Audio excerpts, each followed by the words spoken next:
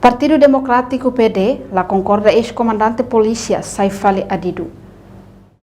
Presidente Partido Democrático Mariano Assanami Sabino hatolhe hirakne ba jornalista Sira e a Parlamento Nacional segunda-feira semana ne liga ao membro polícia Sira nível foi na leis reforma ne.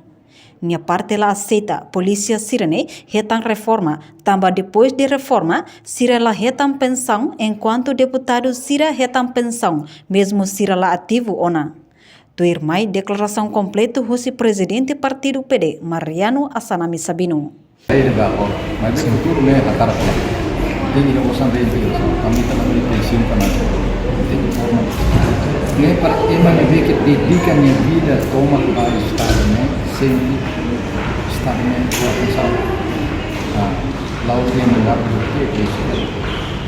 Kita lá tem uma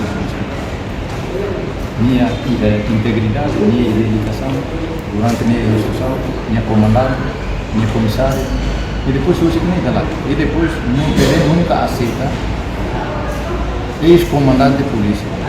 Bafale Adidu para sama. Lalu mínimo dia tem para embaixador. Ex-comandante de polícia. Level né como ministro para anu sama ni bafale Adidu.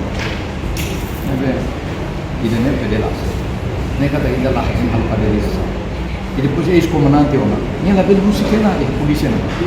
Minha jabatan tertinggi mah comandante comandante. Senia minha quando comandante polícia ou não.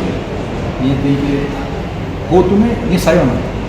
Minha estado ada saya ni atbang. Tidak sih, saya tinggal promo.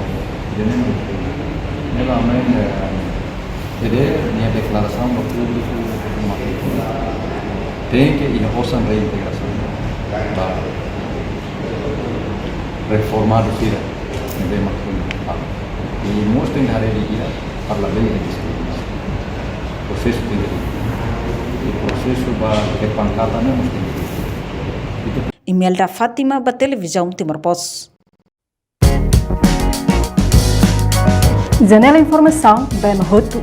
Atau tem informação atual dia Clio que tahaluha. Anehan botão subscribe, like, halo comentário no fahatutan ba media sosial roto.